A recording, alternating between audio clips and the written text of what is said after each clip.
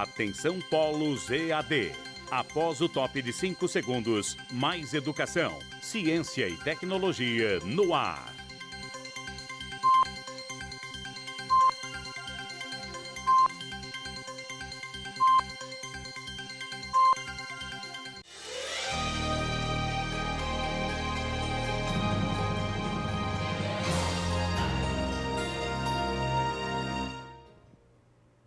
Olá pessoal, estamos aqui para mais uma aula do nosso curso de extensão em língua portuguesa e hoje nós estamos na terceira aula do módulo 1. Lembrando que o nosso módulo 1 é uma introdução à gramática. Então vamos acompanhar o nosso assunto hoje, da nossa aula de hoje, vamos acompanhar aqui no nosso slide. Nós temos polissemia, antonímia, sinonímia e homonímia. Isso cai muito em concurso e são os nomes assim aparentemente muito complicados, mas não são. E vocês vão ver por quê. Bem, todas as vezes, em qualquer lugar na nossa língua portuguesa, quando vocês encontrarem uma palavra que começa com esse prefixo poli, significa muitos, muitos. Semia vem de sentido, de significado. Então, quando eu uso a palavra polissemia, significa que pode ser uma mesma palavra com muitos significados, com significados diferentes. Quando eu tenho todos os locais que eu tenho na língua portuguesa, esse sufixo ou esse pedacinho aqui no final das palavras, nímia, lembra nome. Liga a nome, sinônimos, sinonímia, antonome, antônimo. Então, anto vem de contrário. Então, são palavras que nós utilizamos na língua com nome contrário, ok?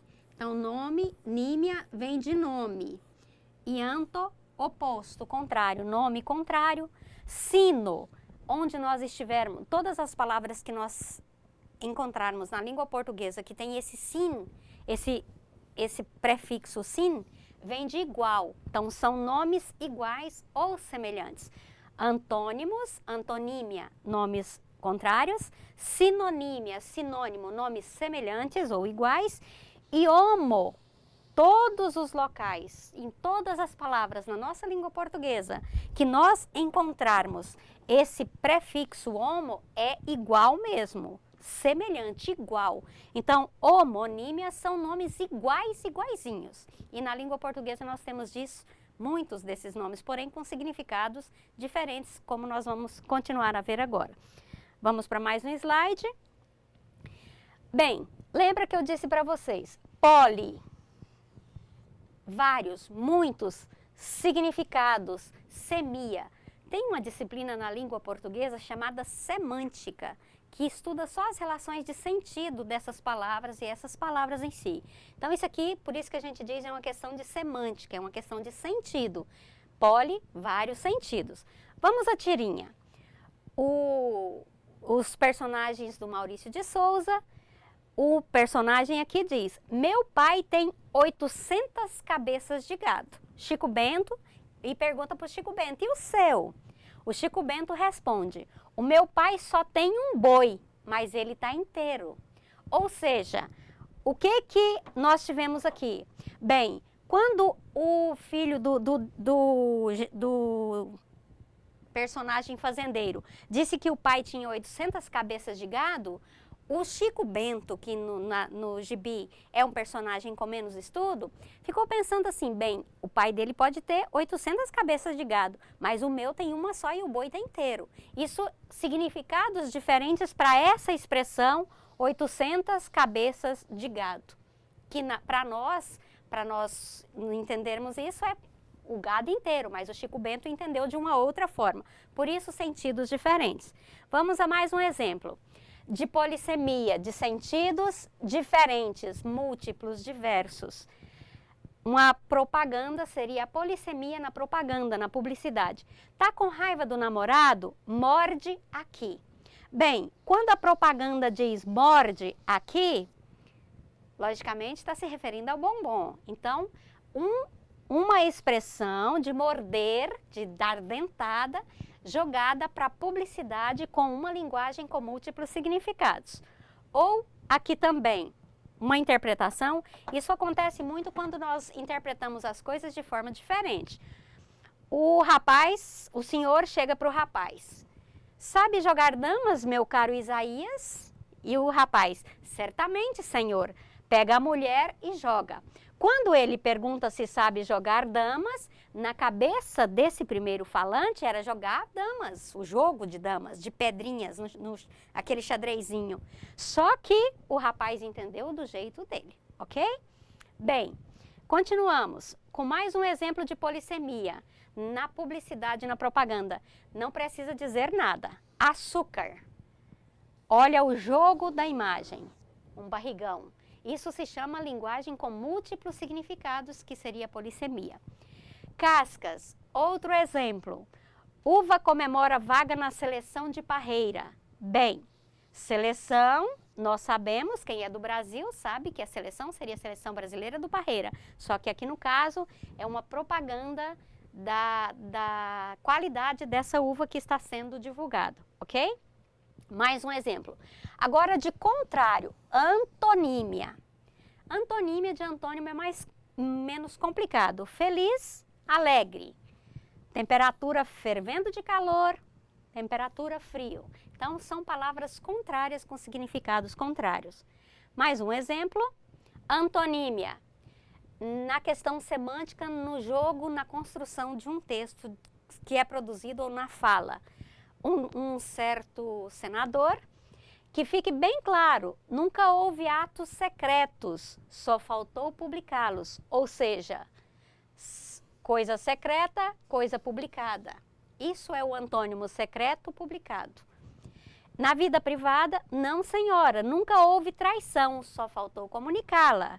Traição, segredo, faltou comunicá-la. Isso aí é uma brincadeira que o pessoal faz, mas é o uso da antonímia na construção de um texto, ok? Vamos mais um pouco. Da antonímia também.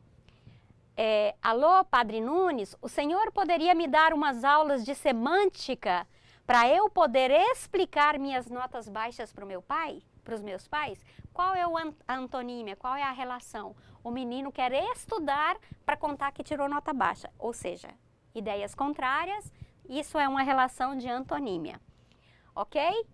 Sinônimos, sinonímia, as ideias, isso utilizado na linguagem do dia a dia.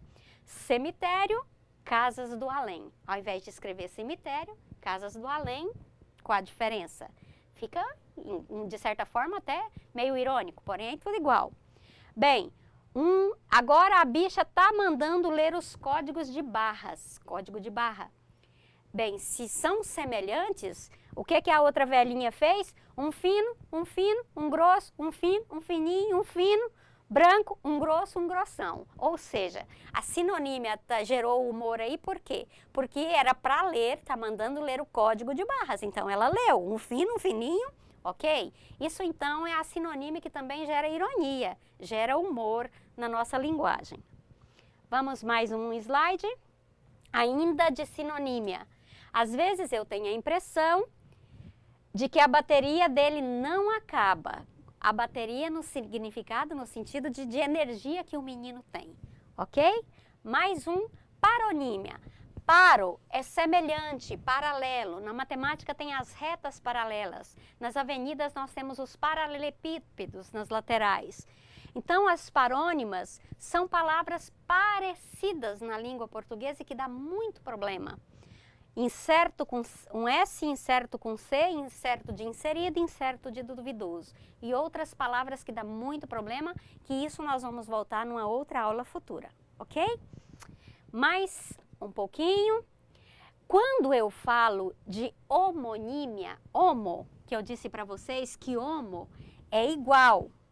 Então, homo são as palavras na nossa língua, por exemplo, se eu falo manga, a manga da minha roupa, a manga de fruta, escreve igual, do mesmo jeitinho e pronuncia do mesmo jeito. Então, são palavras escritas iguaizinhas e pronunciadas da mesma forma. Então, homo, nomes iguais. O mesmo som, a mesma grafia, porém significado diferente. Quando eu falo que ela é homógrafa, grafar vem de grafite, de escrever. Então, quando eu falo que é uma palavra homógrafa, a grafia, a escrita dela é igual. Manga e manga são palavras homófonas, homógrafas. Tem homógrafas que tem a grafia igual, não mudou nenhuma letra. E o som também, fonas, fone, vem de som mesmo, telefone, microfone. Tudo que na nossa língua tiver fone está relativo a som. Então as palavras homófonas, homofone, som igual. Manga tem o mesmo som que manga. Então elas são homônimas, são palavras homônimas, homógrafas porque tem a grafia igual e são homófonas porque tem o som igual. Então elas são homônimas perfeitas. Só que nós temos palavras que podem ser homônimas homógrafas e podem não ser homônimas homófonas. Por exemplo, ou pode ser homônimas homófonas e não ser homógrafas. Por exemplo, a palavra sessão, de ceder direitos, e sessão de cinema, ou sessão, vamos colocar sessão de loja, sessão. A diferença, uma escreve com 2 S's aqui, com C aqui, aqui com cedilha e com S. O som é o mesmo e são esses tipos de palavra que dá muito problema, que também nós podemos voltar depois numa próxima aula, ok? Porque fica muito, o som é igual, isso causa confusão na escrita. Por isso que às vezes nós temos muitos problemas de ortografia, por causa dessas palavras homônimas homófonas, que gera confusão de som no nosso ouvido. E aqui nós temos um exemplo de uma palavra homônima, homófona e homógrafa. Use saia. Saia de dia, saia de noite, saia de si. A brincadeira com o verbo sair, saia de si, e a brincadeira com o sinônimo saia de roupa. Que o som é igual, a escrita é igual. Se a escrita é igual, ela é homógrafa. Se o som é igual, ela é homófona. Então ela é uma homônima perfeita, porque tem o som igual e a escrita é igual. Ok? Na homógrafa o som é diferente, a mesma grafia, nem sempre o som é diferente. Significado diferente. Por exemplo, canto da sala, da homônima, aqui canto da sala, canto de cantar. Colher, colher, aqui o som é diferente.